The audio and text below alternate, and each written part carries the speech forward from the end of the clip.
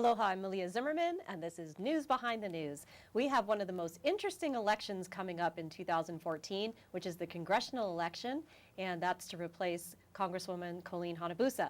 We've had other people on the show who are running for that position, and now we have one of the truly most unique and interesting people who have been on the show before, Kathryn Xian, who is not a politician and is running for office. And I want to welcome her to the show. I'm very excited to have you today. Thanks, Malia. Thanks for having me. Sure. Now, I mentioned that you're the only person in the race so far that's not running, that's not a politician. Yeah, that's right. I'm a community organizer and activist, and I like to consider myself a public servant of sorts. I have been running the Pacific Alliance to Stop Slavery, as you know, and fighting human trafficking for over a decade now. So you are very well known in the community. You've been on, I know with the work I've done, videos that I've done on human trafficking, you're always there. You've come on the show before to talk about that issue. Tell us a little bit about yourself, and then we can get into more about Pacific Alliance to Stop Slavery, and maybe we can even talk more about what on earth made you want to run for public office. Sure, absolutely. So tell us about you. Well, I was born and raised here. I grew up in Manoa and Pupukea, North Shore. I had some pretty humble beginnings. You know, I biked to school. I was your average kid. And then I went to school in the mainland, came back, and decided to get into filmmaking. And I was a filmmaker, quite successful one for a while. And then I realized that there was something more. I had this calling to do more for my community that I loved so much. I mean, when you're from here, this island is such a close-knit community. And especially growing up in small communities like Manoa Valley and in the North Shore, you really get a sense of that community and appreciation for the land. So I wanted to give back, and I saw a lot of social ills that were just unavoidable. I just couldn't ignore them. And so I decided to, take a stand and try to prevent a lot of violence that I was seeing around me happening in the community pertaining women and children. And so from that gave birth to my social network of activists and community organizing. And Girl Fest started soon after. Now tell us about Girl Fest, because I always see that promoted. You have a website on Facebook called Girl Fest, and you published a lot of information on there. But tell us what Girl Fest is. Right. Well, Girl Fest is a project that I've been running for about 10 years now, and its mission is to prevent violence against women and girls through education and art.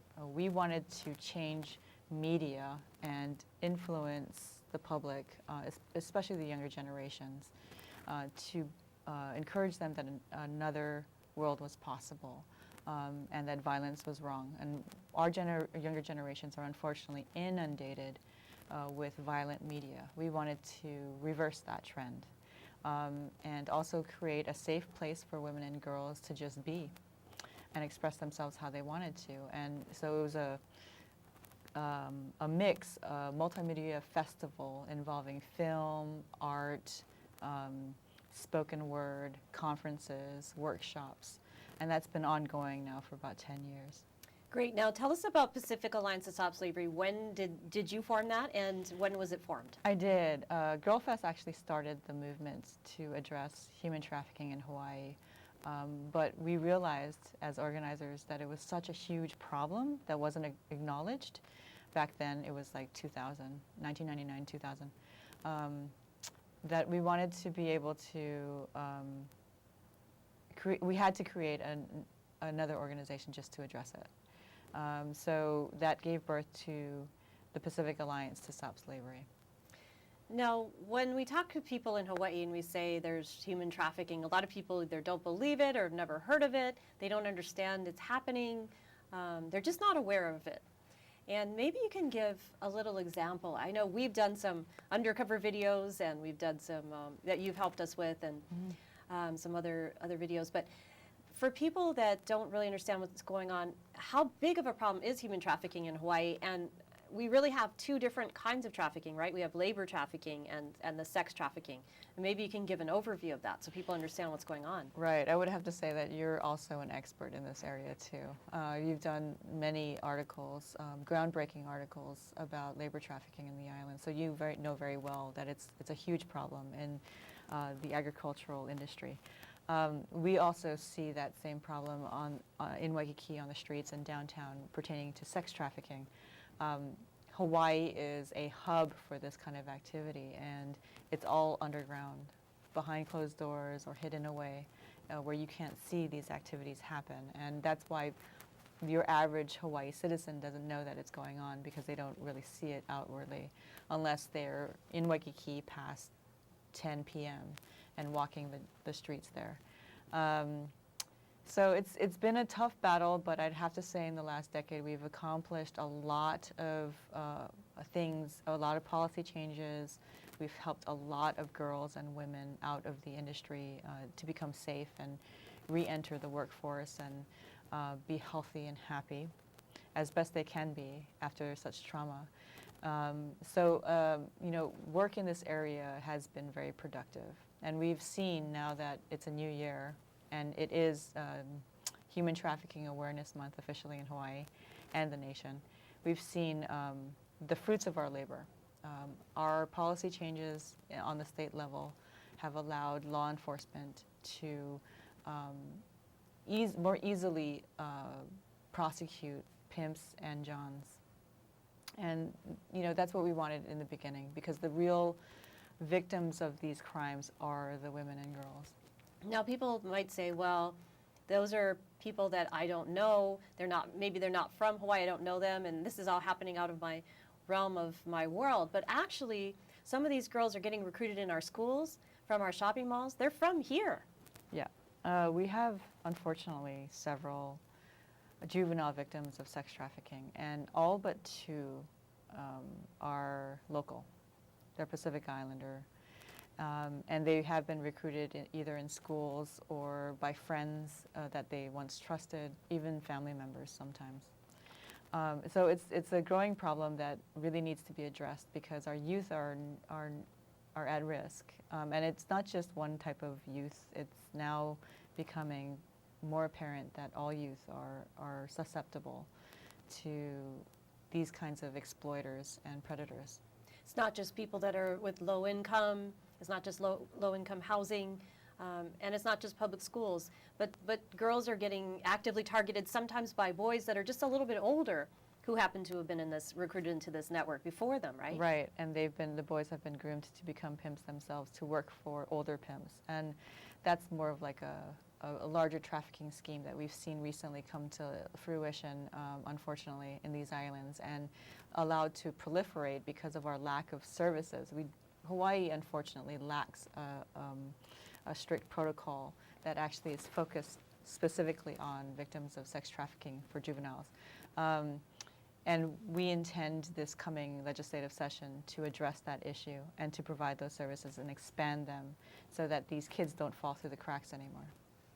Some of the laws that you helped get passed, because Hawaii at one point, not too long ago, was rated with a very bad grade. I think it was an F or something for sex trafficking laws, right? And was it an F? Or? Actually, there are two organizations that do state ratings. Mm-hmm. The one that gave us an F is Shared Hope, and they only monitor state laws that pertain to child victims of sex trafficking, and they don't analyze case law. But Shared Hope did give us an F for the same reasons that I've stated before, our lack of services and our lack of immunizing children from criminalization. However, another organization named Polaris Project, based in DC, they gave us a Tier 1 ranking for overall improvement in trafficking laws. And back in 2010, we were among the dirty dozen worst states addressing trafficking through laws.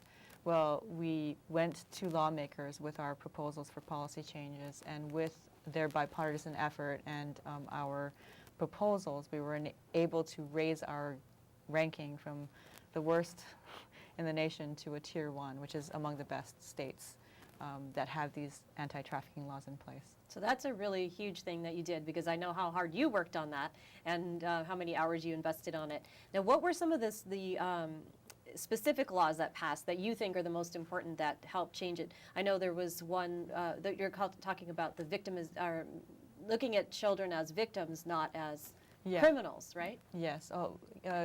Child victims of human trafficking were not included in the child abuse statutes originally. And so we made it more explicit and and clear that they should be.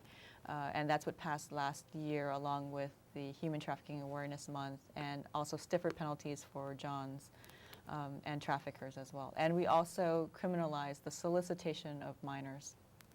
Right, and so you worked with Senators Suzanne Chun Oakland and some of the House members I know as well, right, who really did help. Yeah, the two main lawmakers that were critical and have been critical over the past 3 years are Senator Suzanne Chun Oakland and Representative John Mizuno. They've really spearheaded this cause through the legislative process.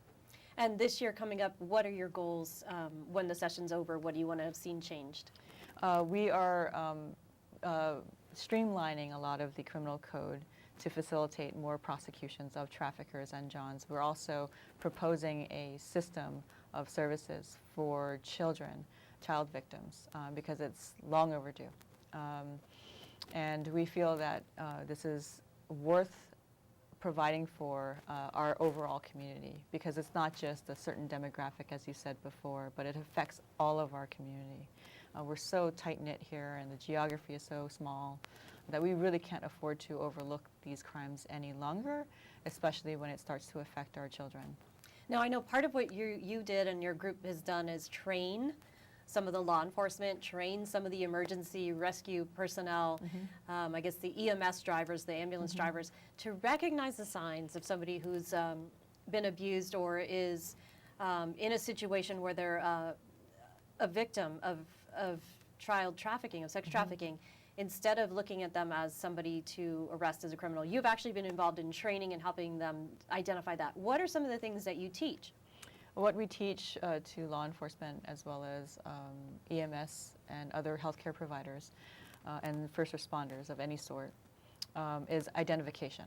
Most of these victims are misidentified, either as willing prostitutes or illegal immigrants if it's labor trafficking, or juvenile delinquents, and they are constantly misidentified. And they go through emergency rooms and they just cycle through them without ever being identified as a exploited individual. And they're never rescued. And they're never rescued, yeah. And that's the sad thing, because we have opportunities there to be able to intervene and do a rescue. So that's what we train them to identify and how to respond, what to say, how to behave, because you're working with a highly traumatized individual who is very scared. And so there's a certain protocol that you need to adhere to in order to best effectively intervene for the safety of that person. Now, some of these kids, maybe you can talk about just in general terms, how, besides the, just so people can watch out for what's happening, some of the kids are kidnapped, but some are recruited through friends and in their neighborhoods or a relative in some cases. And what can parents do? How can parents be more aware of what's happening, or just people in the community who are concerned? Well, the good thing is that more awareness is being called to this problem, and your average citizen is way more educated now than they were 10 years ago. And parents can do a lot. They can talk to their kids and tell them what the warning signs are. If they go to our website or they go to Polaris Project or Google human trafficking awareness, they can find the common tactics that traffickers will use to recruit.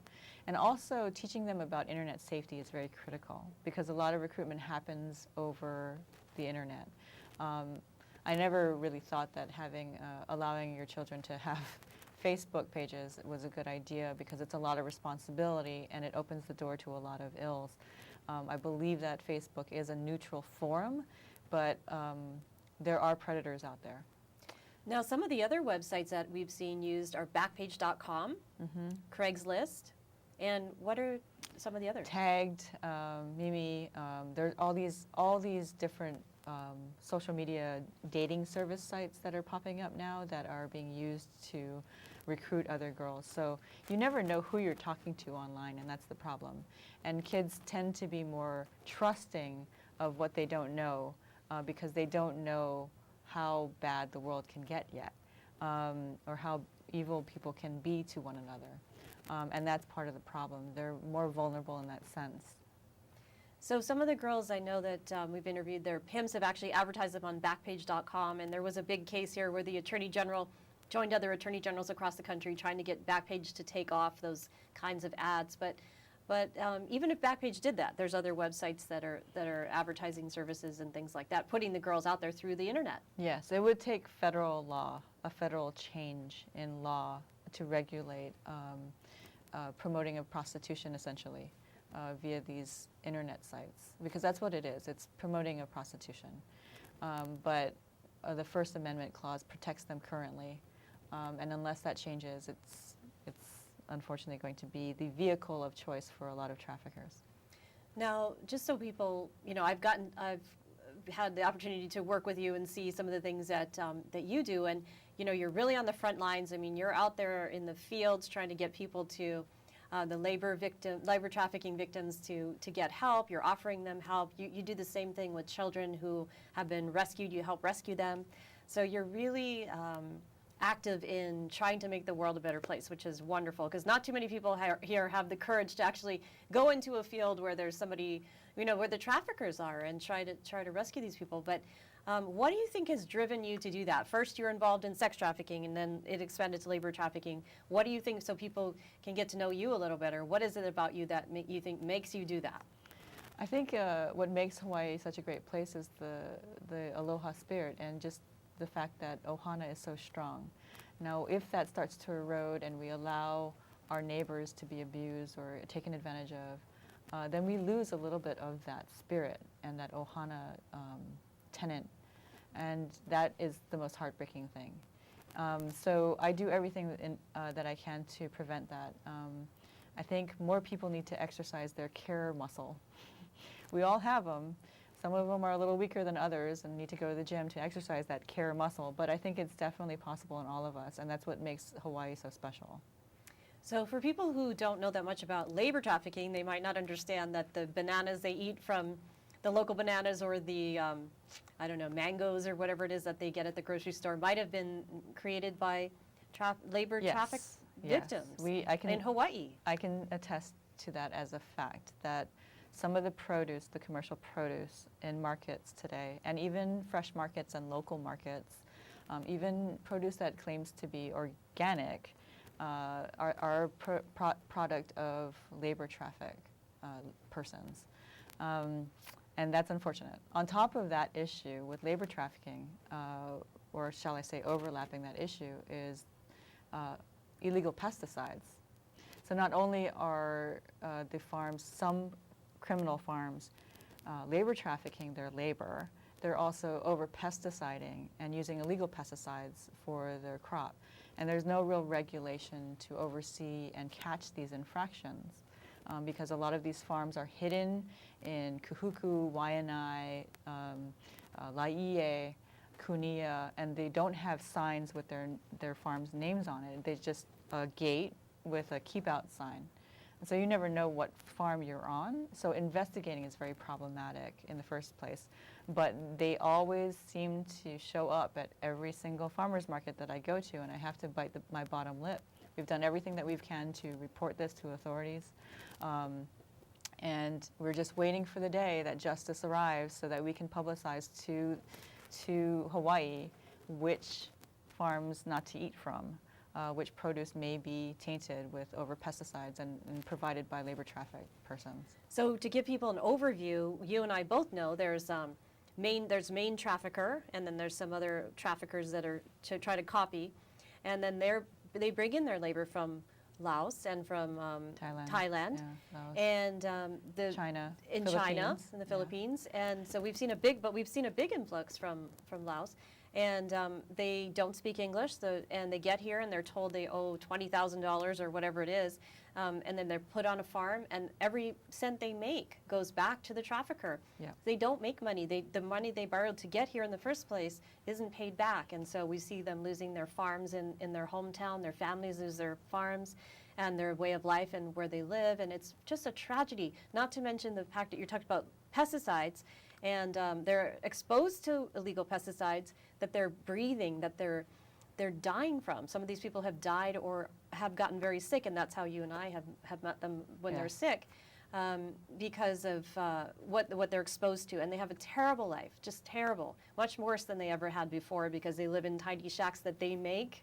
They don't have plumbing, they don't have consistent food, and they're told if they ever talk to anyone, if they could even talk to anyone because they don't speak English, that they'll be punished, they'll be fined, they'll be deported, they'll be arrested. So it's a terrible situation that we have on some of our farms here, quite a few of our farms here, Quite a few. in those places that you've talked about. Yes. Yeah. And we all have to worry about that because we do eat consume those vegetables and fruits. So it's always good to seek out those legitimate, usually Hawaiian-run organic farms like Ma'o Organic, Otsuji Farms, Waimanalo Family Country Farms.